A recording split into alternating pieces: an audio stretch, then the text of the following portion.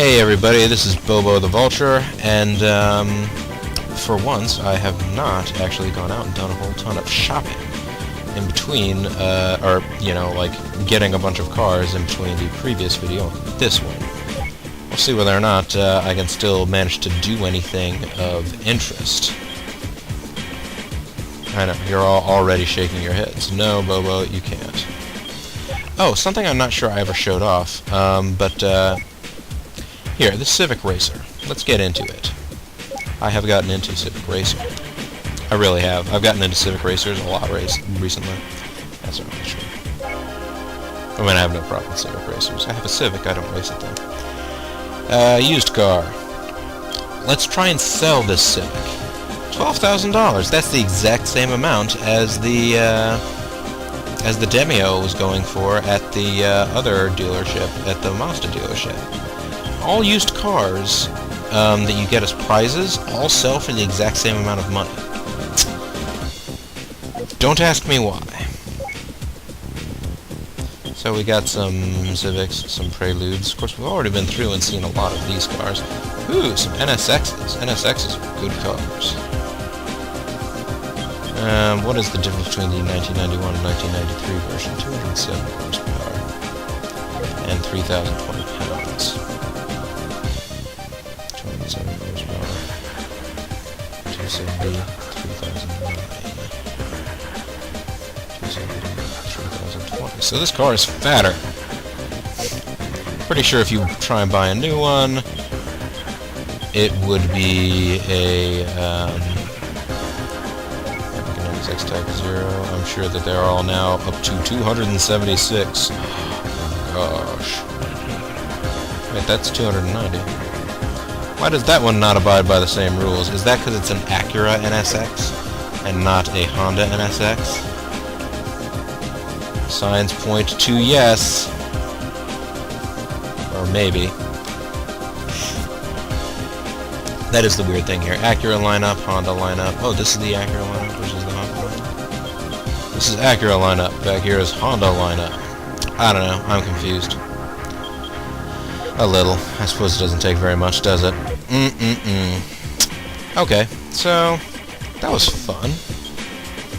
What's going on in Nissan land?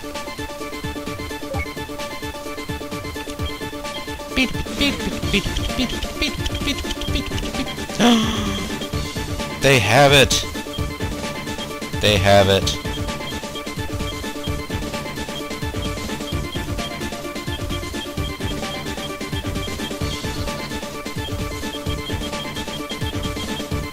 Alright. Oh, I need to go back and find it, though. Where was it? They have the Nissan Pulsar GTi-R. Look at this thing. It's a ridiculous tiny grocery go-getter. Yet it has 226 horsepower and four-wheel drive. There's a reason for this. I may explain it later, but first of all, let's look at its info. It's the only three-door hatchback of the fourth-generation Pulsar, spawned by a full model change in 1990. Based on the powerful 2-liter inline four-cylinder DOHC turbo SR20 DT engine. The power plus specifications.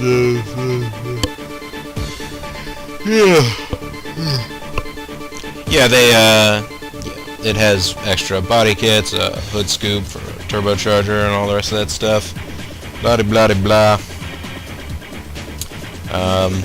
The drive produced is truly staggering, and the compact body accelerates as if it were being pulled by some huge force. Oh, inspiring. The car really hugs the road thanks to the four-wheel drive. But sad as it is front-heavy, understeer can be a problem unless care is taken. Because of its impressive driving capability on the streets, it maintains a faithful following among the general public. This seems like the car I want to buy for the four-wheel drive tournament. There are other cars. There are better cars. There are cars that I could buy for this that would have other purposes later on. But I like this car. This car, I don't know. Something about it. Does it have potential for super horsepower? Yeah, it does. I can get this thing up to 300 horsepower. with just the turbo kit. I could also get an intercooler. 230, 236. See? There's all kinds of cool stuff that you can do with this thing. Although right now, you know me, first thing I want to do is get soft racing tires. I will buy them and successfully install them. Now then, I can't get the fancy turbo kit at this point, can I? Nope, I ran out of money. Well, fine then, I'm gonna get a racing intercooler.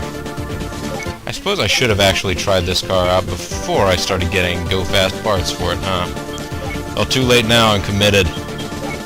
Racing muffler, 266 horsepower, yeah, that's worth it. Fit them parts. And yes, there is more to a car than making it more powerful. You're all absolutely right. And yet I'm not listening to you. Ha ha ha ha ha! Ha ha ha ha ha ha! Let's go meet Taishi C. Okay. You know what? I'll come back and do some of this other stuff later, maybe, but maybe I should start focusing on some other things that will help out. I'm not going to buy the brake balance controller right now. How much is the racing suspension? I already bought myself out of the racing suspension. Darn it! Racing gearbox, yeah. Sure. How about a racing clutch? Oh, just too much. Racing flywheel, yeah. Racing carbon drive shaft, because it's a four-wheel drive car. Get that power to the rear wheels using a lightweight rod. Okay, so having done all this, how would I fare against the four-wheel drive cars of the four-wheel drive challenge? The ultimate battle of four-wheel drive sports cars. Four-wheel drive, four-wheel drive, four-wheel drive. I'll enter it. Let's see what happens. I really hope this Pulsar does well, because I like cars that are ridiculously fast and yet look like weird, doofy things. Maybe it's because the first car I ever had was that I ever owned was a '95 Nissan Maxima. It didn't look particularly doofy, but it did look pretty boring. It looked like your standard family sedan or whatever. It was quick though. Had a 190 horsepower V6, which was not that impressive, but revved quickly and. I mean, it managed to use that really well. It accelerated quickly.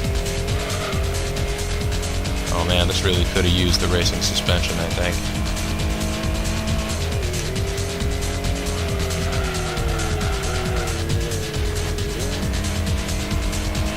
Oof. Thanks to it being front heavy, understeer can be a problem. Unless care is taken. Oh, look at that care I just took.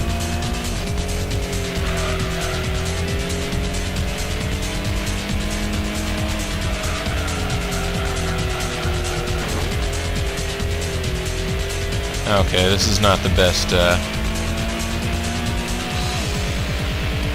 is not the best outcome I could have hoped for this drive thus far. See, kids, a good suspension is important.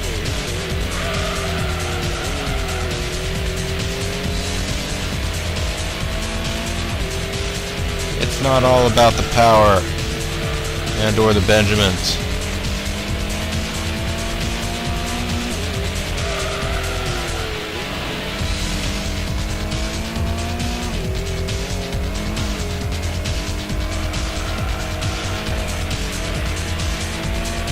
And if you keep pressing on the gas, pretty much the car will wash out in these turns.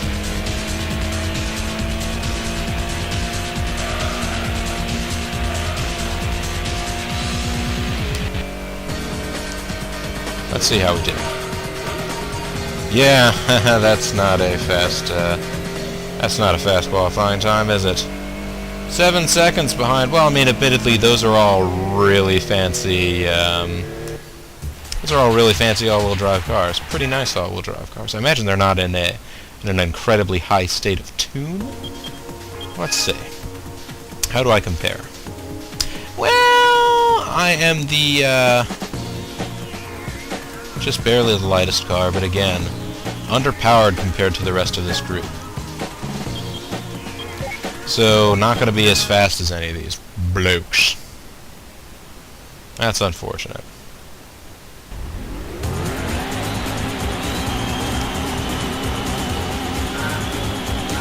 I'm up against a legacy station wagon. Come on, you gotta outrace the legacy station wagon. Legacy owners, I have nothing against you. Some of my best friends are legacy owners. Actually, my best friend is a legacy owner. Well, through, like, marriage. What's mine is yours, sort of. He actually has a Civic. The missus has a legacy, but they pretty much use it for most of their stuff. I hope they don't mind me giving away these secrets of their relationship. Alright, so this isn't really gonna work, is it? Can I out-accelerate anybody? Can I out-accelerate this legacy station wagon? Kind of? Not really?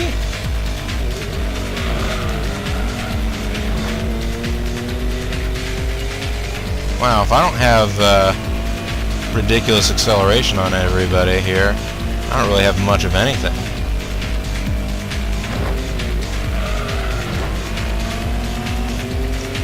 I have bouncing off of people like cue balls.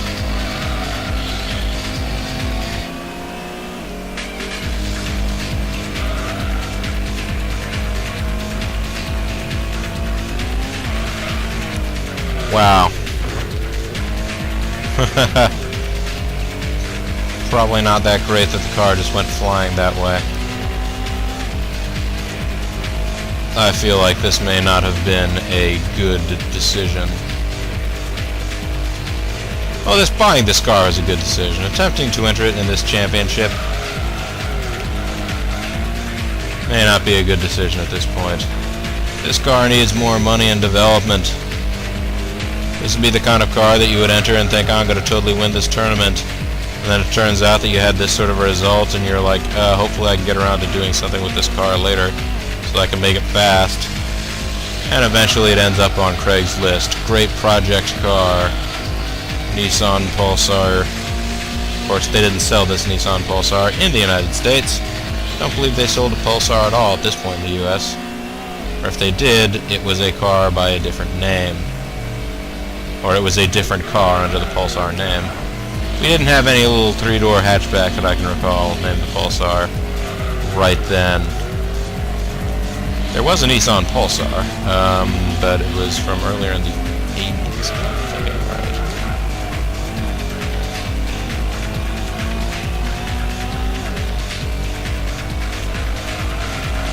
Then, and I don't remember if it was called the Pulsar, but they had another, like, little sort of personal coupe thing that had these crazy bug eyes.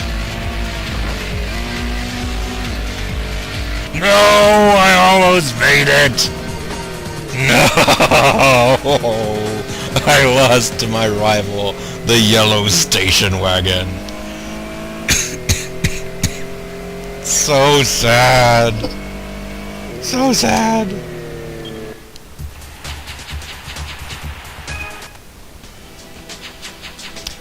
$300. Wow.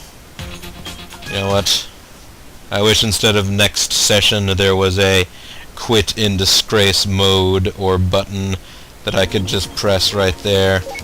Let's end the qualify. Let's skip it. Honestly, I would have done better to go out and get a Mitsubishi GTO, change absolutely nothing about it, and attempt to enter this championship, which probably would have cost me about the same money. Well, you know, lessons learned, maybe, maybe not. Actually, no, because that car still would have been underpowered compared to all the rest of the things that were there, because those did have at least a slight state of tune to them. Let's go back out. Let's go into the GT League. This car has to redeem itself a little. I'm going to make it earn its money for its additional parts. Earn your money! It needs to earn money for, let's see, a suspension system. Needs to earn money for upgraded turbocharger. Needs to earn money. I'm going to go ahead and skip the qualifying. Needs to earn money for a... needs to earn money. It would be nice for it to earn money for race modifications. That would make it a lot lighter. There are a couple of other engine upgrades, brake balance controller, some little tiny transmission bits. Really, the things I want out of this are the racing suspension and the upgraded turbocharger.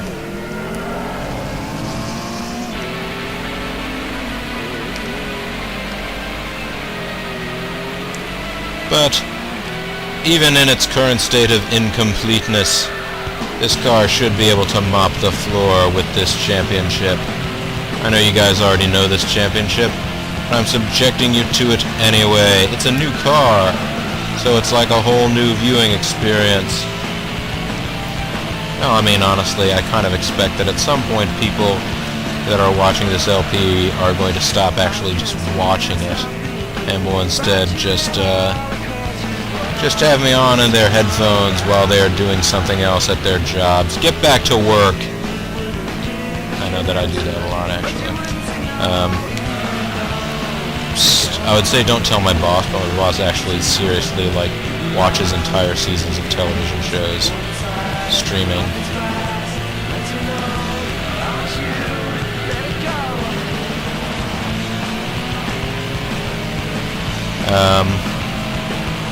Where was it? Oh, yes.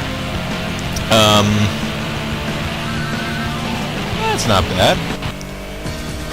It takes a little bit of adjustment, this car, alright. It is as they warn.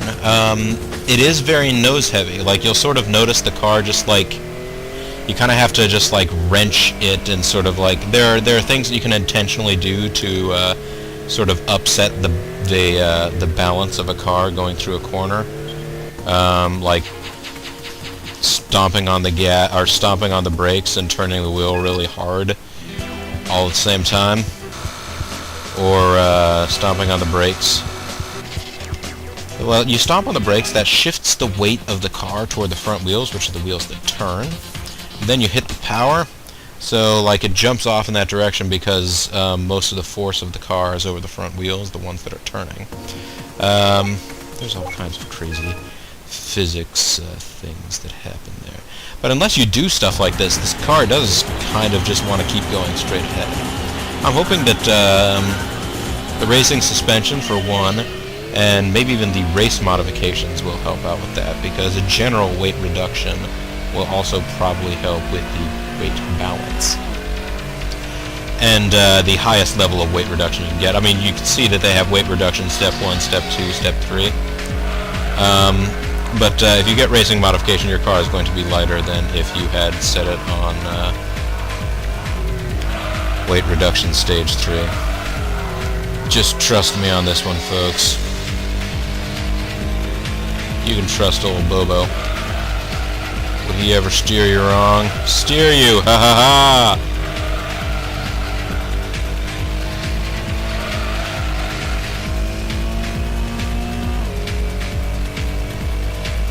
But, yeah. You may all be wondering at home, out loud, and in unison, "Hey, Bobo, why did this nerdy-looking hatchback get this crazy all-wheel drive turbocharged sports model?" I'm glad you all asked that question.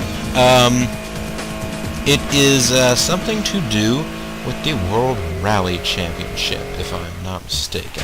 I believe the Pulsar GTi-R was what they call a Homologation Special. I may have been pronouncing that wrong.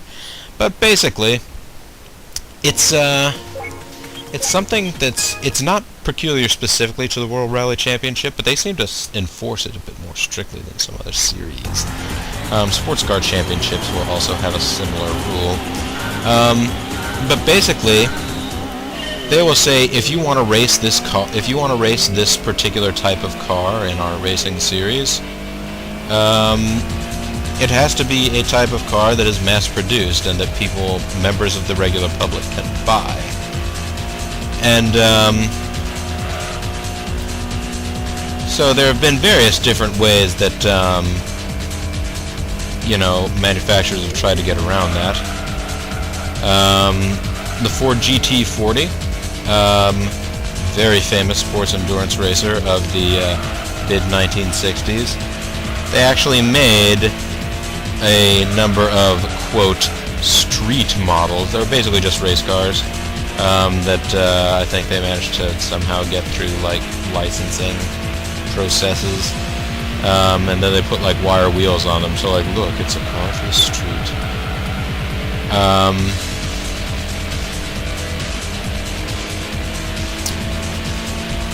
But particularly for the World Rally Championship, it seems like car makers in general will take a car model that they have and that they make and basically apply what is now the sort of current popular formula for making a good rally car, which is to turbocharge it to get it as much horsepower as possible, give it an all-wheel drive system.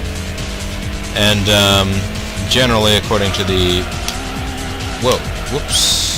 extra shift there. According to a lot of the current world, the World Rally rules of the past, I don't know, however many years, a lot of times that also means they are supposed to have very small engines. Like the World Rally Championship will specify, you can't have an engine over 2 liters in displacement. Which is why when the Subaru WRX finally came to the United States, and I guess that was like 2000, thereabouts,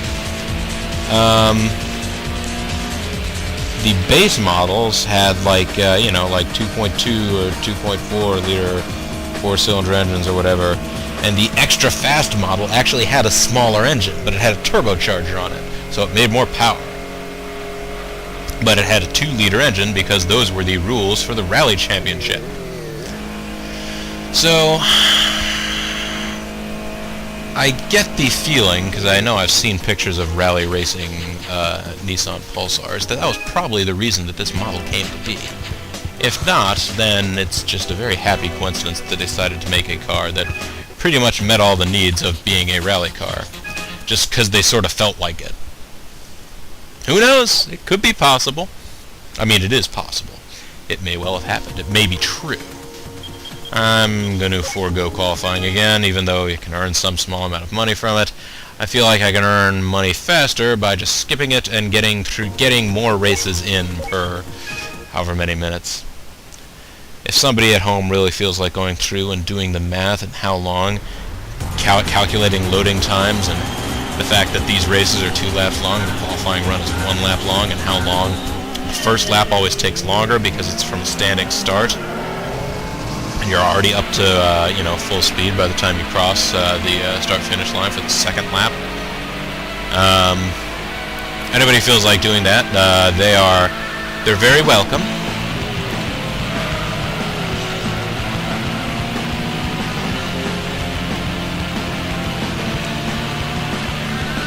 I would not object to being gifted that knowledge.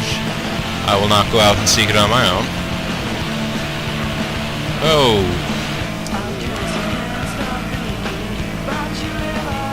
Yeah, so you just sort of have to I'm gonna just throw it into corners like that. And even if you do, it'll sort of point its nose in the wrong direction for a second, and then the nose will immediately track back around to the direction that you were already going. See, right like that. There may be some driving guru that is watching this LP and it's like, hey, you're doing it wrong. You just used more gradual inputs and feathered the gas while you were driving and turned at this angle. The car would automatically go wherever it is that you want it. don't smoke.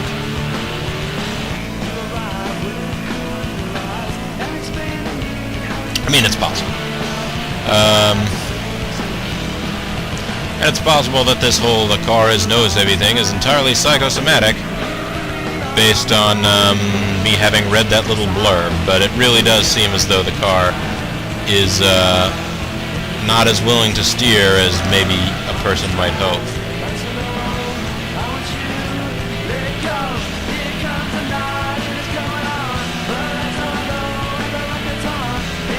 Wait, did that guy just say something about lick-a-tongue?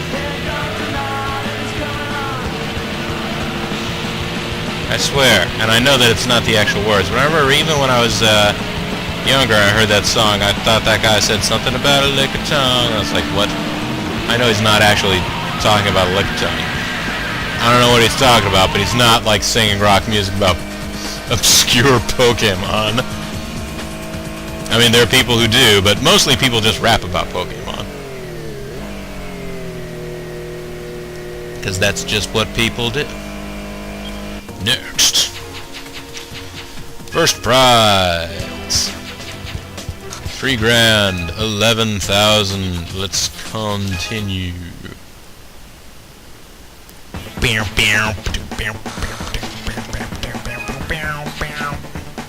I'm the series champion and I have a new car. I wonder if I sold that new car, that Demi-OA spec, which it will be when we go back to home, if I would have enough money to do both the suspension and the turbocharging to my car. Let me go ahead and get in this Demi-OA spec and sell it. We'll see how much money we have. It's gonna be money, yo. Wait, no, I don't want to go to special model. Although, hey, look at the special model. Oh, that's nice. Castrol green with red wheels. Go ahead and sell this Demio. And let's go back to our garage. Actually, let's go ahead and save. Now that you've seen that I'm gonna go ahead and save this one. I'm gonna keep this video. Ordinarily, like, I had at least 1 or 2 instances where I tried to get a new car and do something with it, and it all failed pathetically. And it just sets you behind, because then you have to go and earn a whole ton of money again. And I just went ahead and just didn't save. I know, it's terrible. Secrets revealed. But I'm gonna go ahead, even though this was kind of a failure, I bought that car to go and win a certain championship. I entered it in the championship and it failed anyways. I think it still has potential. So, when we come back next time, we'll see whether or not we can get the car to meet its potential. Meet your potential. Thanks very much for watching. I'll see you next time.